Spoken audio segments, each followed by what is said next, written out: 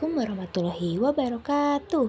Halo teman-teman, pada video kali ini kami akan membuat tugas SAS mata pelajaran pengelolaan kas. Nah, di materi kali ini kita akan belajar membuat jurnal penerimaan kas dan juga jurnal pengeluaran kas.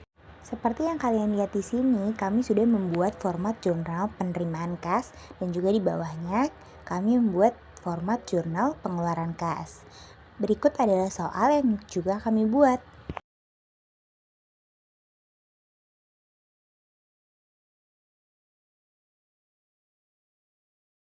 Oke, langsung saja kita masuk ke soal penerimaan kas.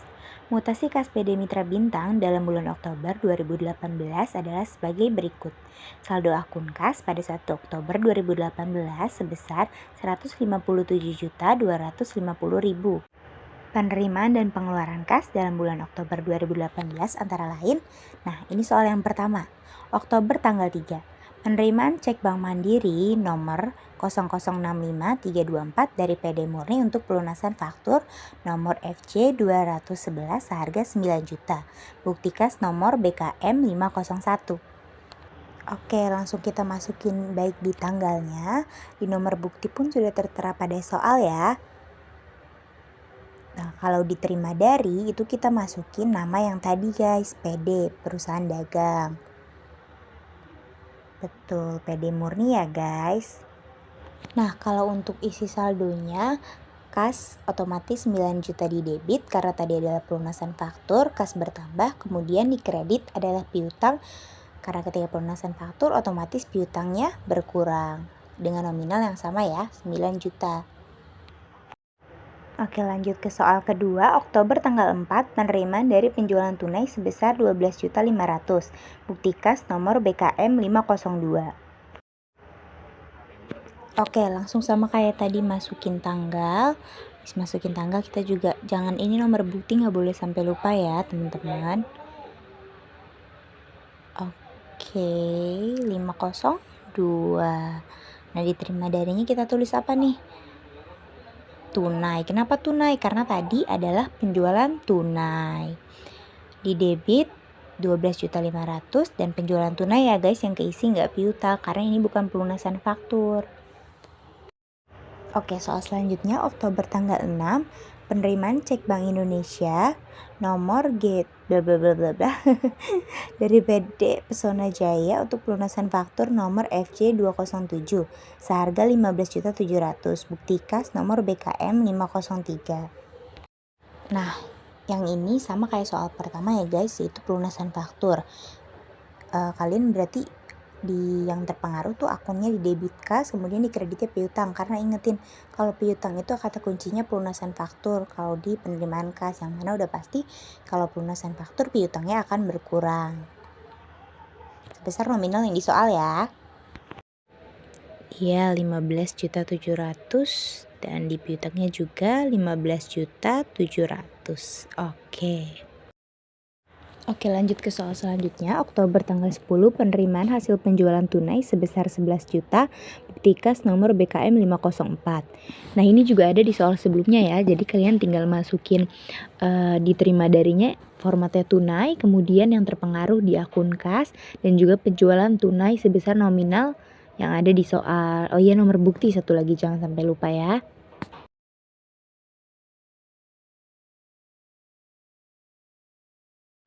Untuk soal-soal selanjutnya ini juga sama ya guys, udah saya contohin tadi di yang soal pertama, kedua, ketiga, dan keempat.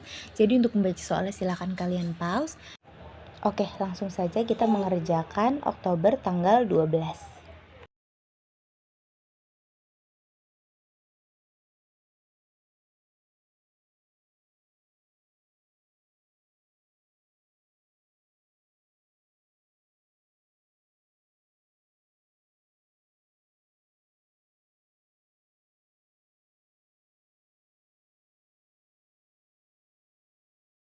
Oke, langsung kita lanjut, kita ke tanggal 21 Oktober.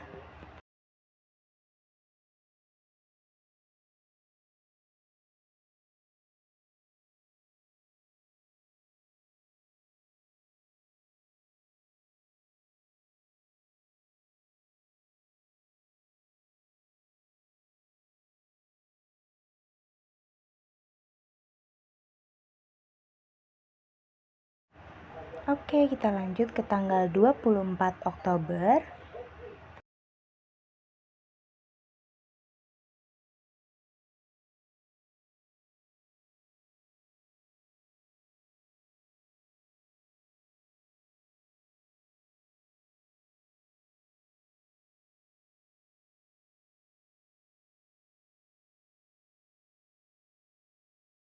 Kemudian nomor terakhir tanggal 29 Oktober.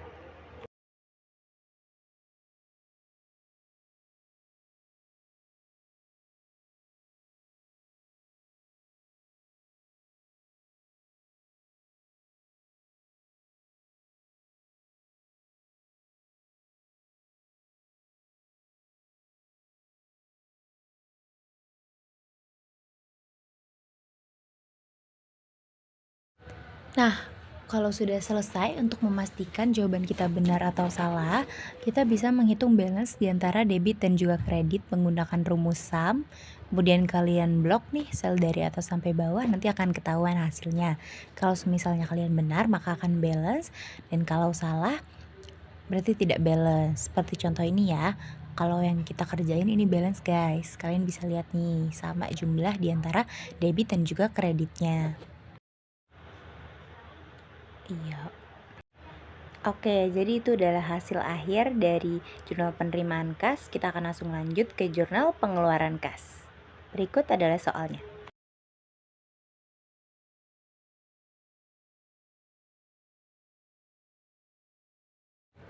Masuk ke soal pertama, tanggal 2 Oktober dibeli barang dagang dari PT Sari Merapi sebesar 2 juta rupiah. CB ini nomor cek ya guys. Oke, langsung aja kita masukin tanggalnya. Setelah itu nomor bukti karena ini kas keluar, maka nomor buktinya adalah BKK. Kemudian dibayar kepadanya, langsung kita masukkan, tadi kita membayar ke PT Sari Merapi, langsung kita masukkan. Nomor cek juga tinggal dipindahin ya, nomor ceknya sudah ada di soal. Nah, karena ini pembelian, maka akun saldo yang masuk adalah pembelian di debit bertambah dan kasnya berkurang di kredit. Oke, soal berikutnya tanggal 5 Oktober dibayar kepada PO Saman beban pengangkutan barang dagangan yang dibeli dari PT Sari Merpati sebesar 70.000. Nah, untuk yang ini karena kita hanya untuk membayar biaya angkut ya, yang jumlahnya relatif kecil, maka di jurnal pengeluaran kas selain nomor bukti dan dibayar kepada nomor cek yang sama seperti sebelumnya, menyesuaikan soal. Kalau untuk jurnalnya, di debit kita masukkan ke kas kecil, kemudian di kreditnya kita di kas. Iya, betul sekali, sebesar nominal yang ada di soal yaitu Rp70.000. Nah, untuk tanggal 9 dan 11 Oktober ini dibeli tunai perlengkapan kantor dari TK Serayu sebesar 300.000 dan peralatan kantor dari TK Galunggung sebesar 500.000. Ini dua-duanya sama relatif kecil, maka tanggal 9 dan tanggal 11 itu sama-sama masuk di debit kas kecil, kemudian di kreditnya adalah kas sebesar nominal yang berada di soal. Ini langsung kita tunjukkan jurnalnya ya, tanggal 9 dan 11.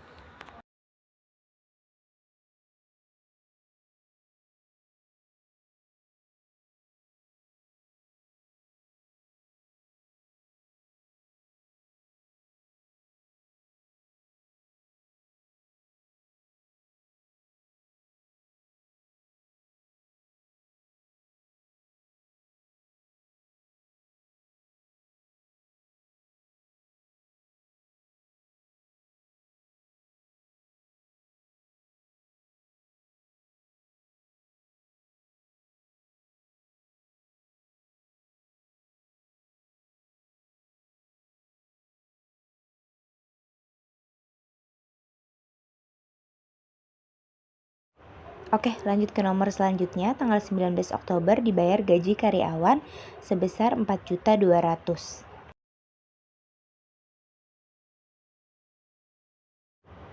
Nah, di jurnal pengeluaran kas ini, kebetulan di debit sudah ada akun beban gaji.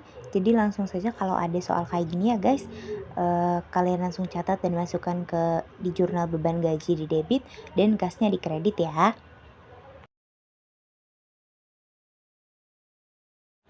Soal selanjutnya, tanggal 23 Oktober dibayar kepada PT Sari Merapi pelunasan faktur nomor 241 sebesar 1.700.000. Sebelumnya kan ada soal terkait PT Sari Merapi juga ya. Nah, cuma ini pelunasan fakturnya tidak berkaitan dengan itu. Tujuan kita masukin soal ini ke dalam contoh jurnal pengeluaran kas kita supaya kalian tahu nih yang nonton gimana cara semisalnya ngejurnal kalau ada pelunasan faktur di jurnal pengeluaran kas. Nah, kalau gitu langsung aja kita masuk ke jurnalnya ya.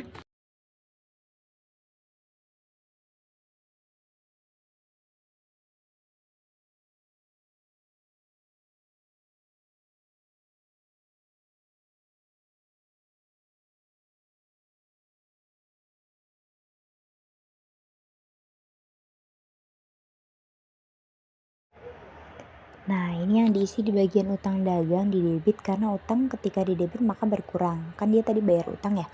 Nah, balik lagi ke pengeluaran kas, udah pasti kasnya berkurang makanya dia ada di kredit. Oke, soal selanjutnya tanggal 25 Oktober dibeli tunai barang dagang dari FA Singkarak sebesar 3 juta. Nah, ini sama ya guys kayak soal di yang pertama, itu pembelian barang dagang yang otomatis isi jurnalnya pembelian di debit dan kasnya di kredit.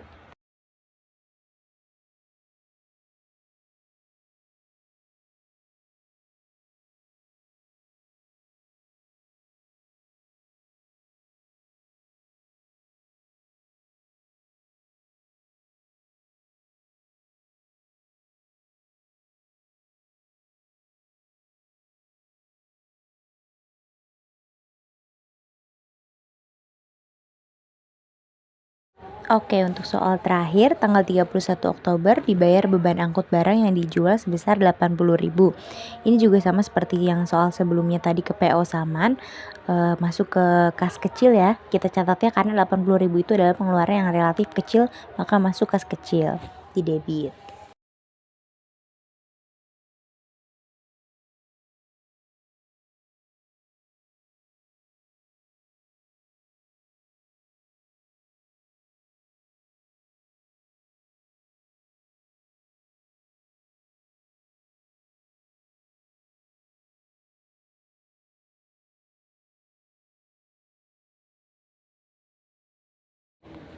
Nah, sama juga seperti jurnal penerimaan kas, supaya mengetahui apakah jurnal pengeluaran kas kita benar, kita bakal cek balance atau enggak di bagian debit dan kredit. Ini pakai rumus sum ya untuk menjumlahkan. Iya. Kalau pakai rumus kalian bisa langsung tarik ya guys ke sebelah-sebelahnya seperti ini, otomatis sel-sel yang di sebelahnya akan ikut menghasilkan sesuai dengan rumus yang tertera. Maka udah pasti hasilnya benar. Nah, jadi ini adalah hasil akhir dari jurnal pengeluaran kas. Bisa kalian lihat ya di bagian debit dan bagian kredit pun balance sama seperti tadi jurnal penerimaan kas. Jadi itu adalah metode sistem pengelolaan kas di jurnal penerimaan kas dan juga jurnal pengeluaran kas. Semoga lewat video ini kalian paham cara mengerjakan jurnal pengeluaran kas dan penerimaan kas. Sampai jumpa di video selanjutnya. Dadah!